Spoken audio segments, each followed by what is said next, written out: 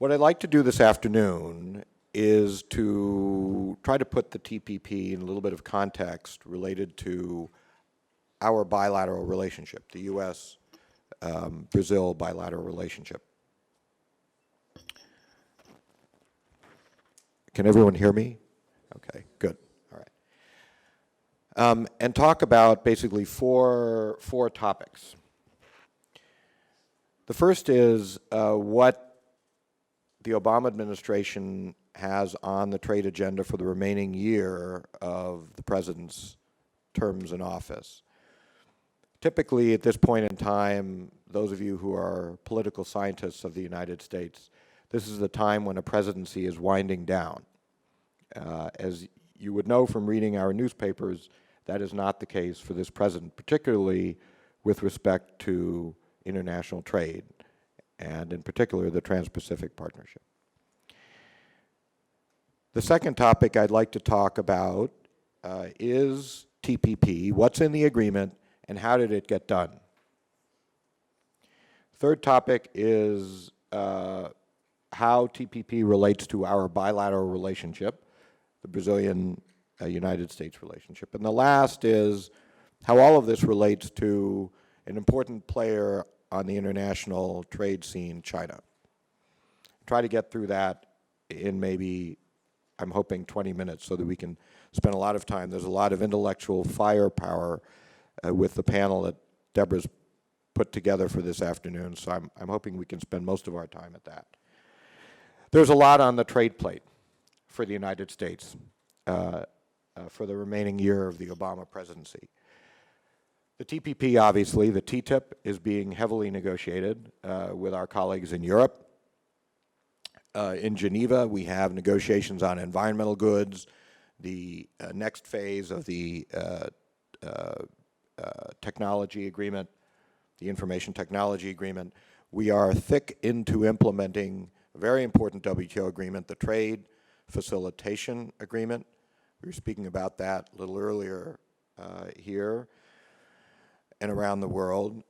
There are meetings in Kenya coming up to discuss WTO issues and the next step forward. And very importantly, something that the Office of General Counsel at USTR is in charge of, which is enforcement.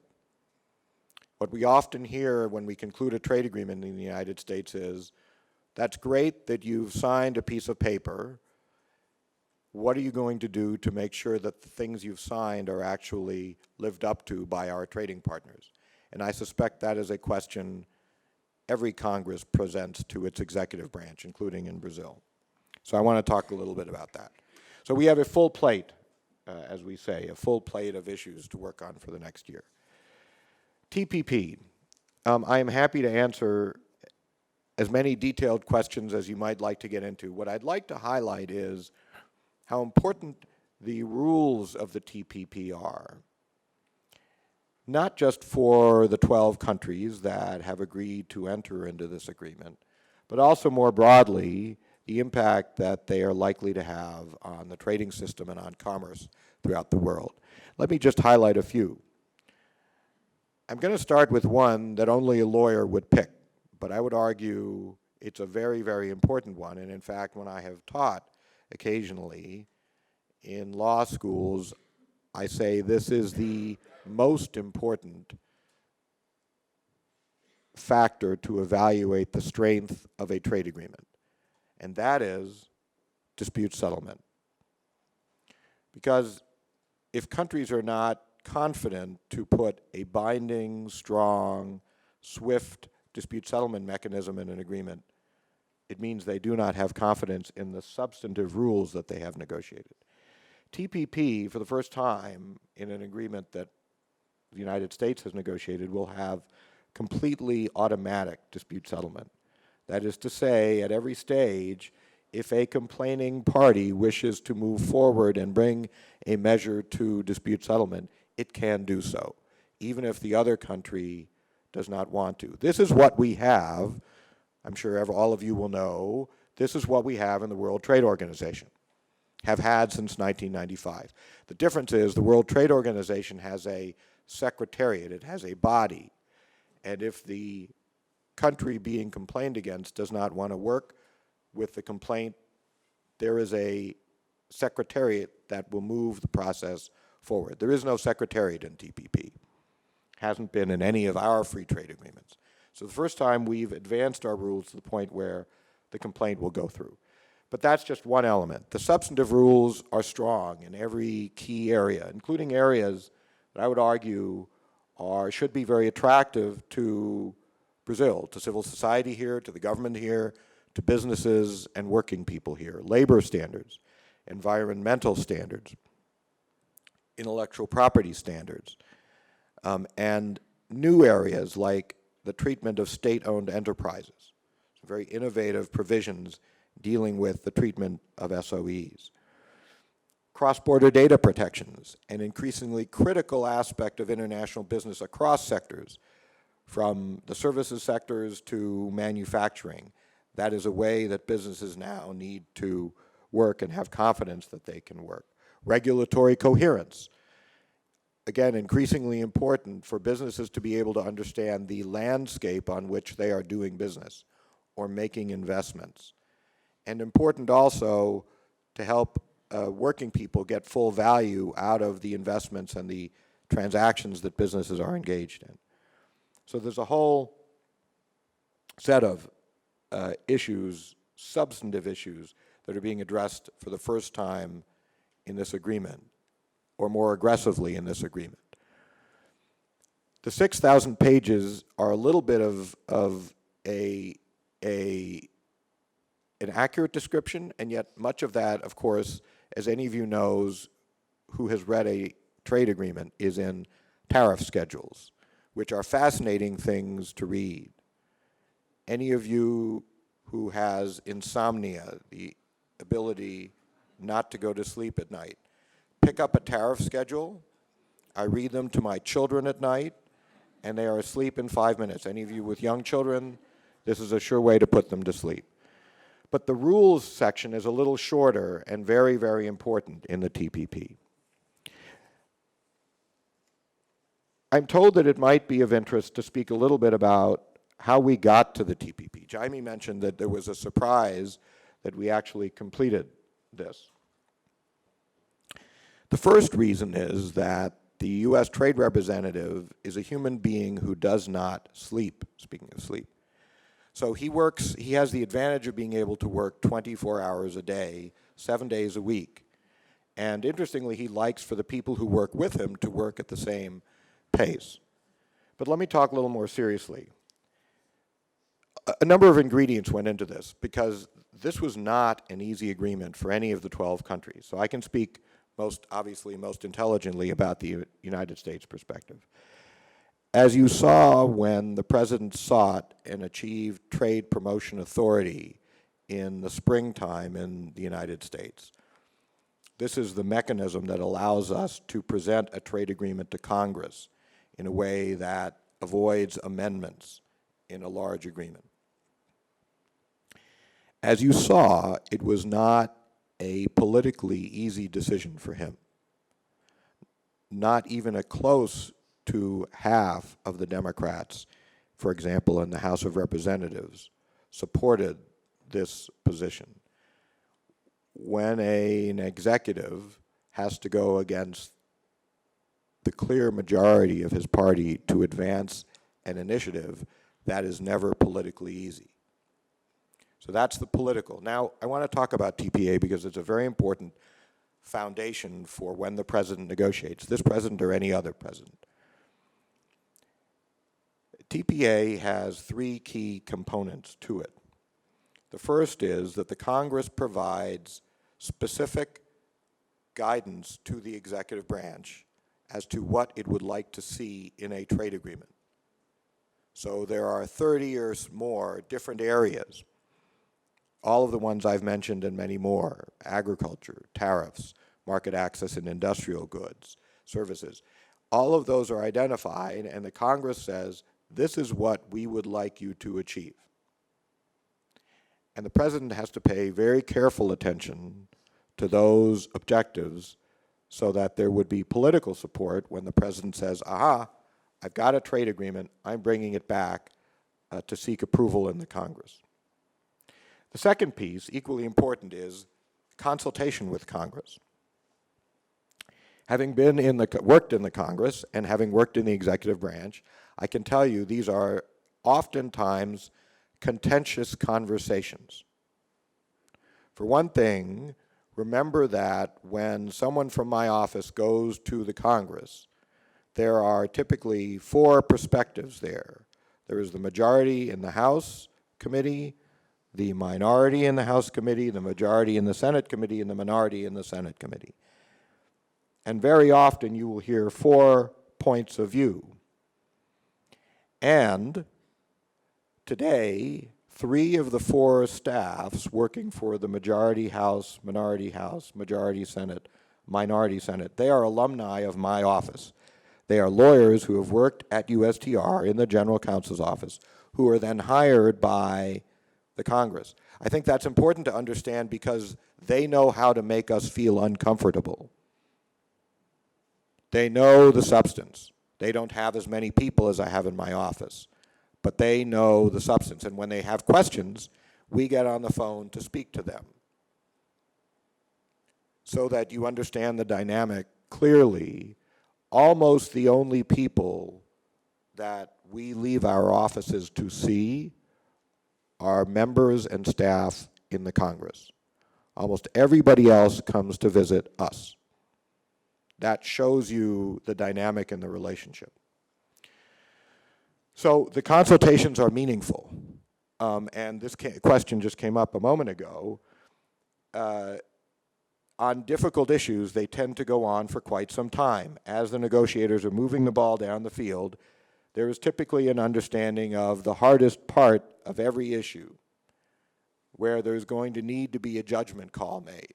And what we do in those consultations is to understand as best we can and to press the members and staff of Congress to be very precise in what they're asking us to do or not to do, and to give us good reasons. And we come back with our own reasons. And these conversations proceed oftentimes over months, or maybe even a year or 2.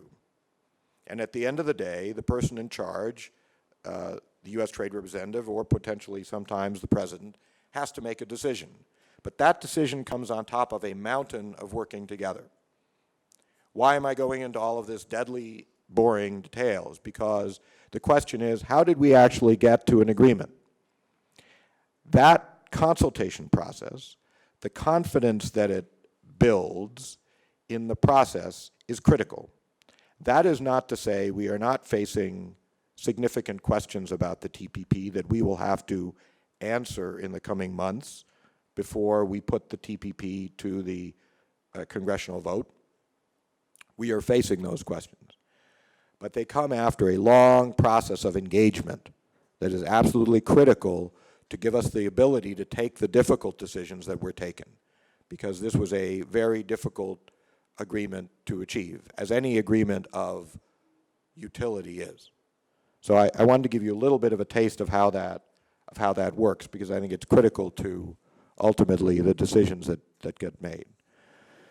How does TPP relate to our relationship? Well, let's talk first about our relationship. There are many very important positives to the relationship looking around. Brazil and the United States both have a strong interest and strong abilities in the area of value-added trade.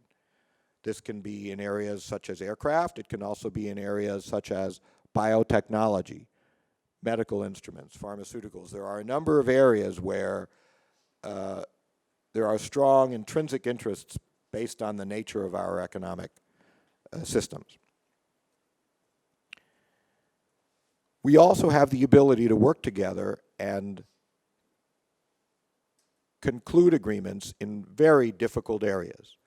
So in the last decade, Brazil challenged the United States, for example, in the World Trade Organization on cotton subsidies. And that took a number of years for the United States to get to a place in its legislative framework for cotton supports where we were able to close. Foreign Minister at the time, Figueiredo, and Mike Froman signed an agreement ending this cotton dispute. Cotton may seem like peanuts, no pun intended, it's not. It's very politically sensitive to us. it's very politically important to you. But we were able to close out that dispute. That, I think, suggests that there is strength in our bilateral relationship to take on difficult issues and resolve them successfully.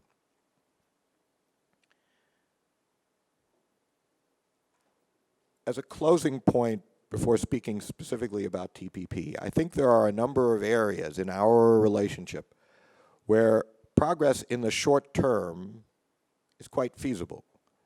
Customs and trade facilitation is one. The patents, so-called patent approval highway, perhaps reforms of the Patent and Trademark Office here to make their functioning more efficient. These are steps that can be taken in the short term without major political decisions happening that can assist our bilateral relationship and potentially lead to other kinds of broadening and deepening down the road. In terms of TPP itself, what appears already to be happening inside of Brazil is an examination of what is in TPP and looking at it in the 10 or 15 major areas that might be of interest, assessing how does this affect Brazil's current trade regime, current commercial regime internally? What are the differences? What steps might be necessary to think about moving towards what would be a TPP-compatible standard in a whole series of different areas, and looking at it carefully in that respect might be steps that could be taken. So the last point I would want to discuss is China. Here, one thing I would say is the more that we can work together with respect to any trading partner, the more that we can work on issues together, the fewer disputes there are between the United States and Brazil, the more we can be advancing a common trade agenda. I mention this because there are irritants in our trading relationship even today. On Brazil's side, there are a number of local content provisions that we are not clear that they are consistent with WTO rules, and that means we would have to consider challenging them if they are important enough to us. I would rather use that resource to negotiate resolutions of those problems and put WTO litigation in other areas on other priorities. When a WTO dispute is begun, it means that each country has to invest a substantial amount of resources from my office and other parts of the U.S. government, and similarly down here. So I would urge, where there are problems, where in our bilateral dialogues we are saying to government officials, and you are hearing about it as we meet with you and the business community or through other stakeholders and non-governmental organizations, let's fix those problems so that we can spend the majority of our energies on positive developments in the relationship. With respect to China, there are a number of issues that are coming up in the coming year. Provisions of China's terms of accession to the World Trade Organization that confront both of us. One of them relates to China's status as a market economy. That is something that your government is dealing with now, and that many businesses, I would suggest, have a strong interest in the outcome of. There are also ways that we can work together with China on some matters where there is a common interest. Finally, as a government, as a society, if problems in the Brazilian economy are ones that are caused by one country and not by others, it would make the most sense to develop WTO or utilize WTO mechanisms, legitimate mechanisms that are directed at the problem, the country that is causing the problem, and not directed towards others that are not causing the problem, because then those others develop an incentive to challenge the Brazilian measures in the WTO. So if country A is the problem, find a law or a regulation that deals with country A not with A, B, C, and D. So let me end where I began. Thank you for listening. I am thrilled that the Amcham has put this program on. I look forward to your questions and comments, and also to the perspectives of my fellow panelists, and appreciate your time this afternoon.